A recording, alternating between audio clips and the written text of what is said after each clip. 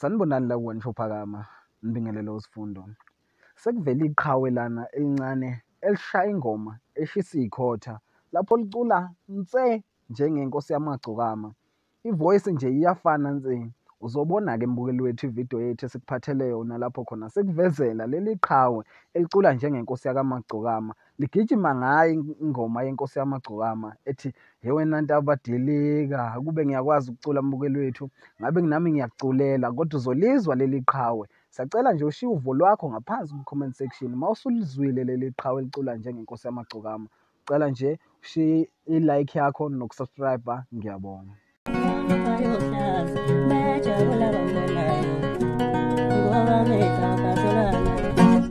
Angisakwazi nokulala ukucabanga yena sakabelungona ngomthetho yanyonga uNkulunkulu ngicela ungipha amabiko Ashila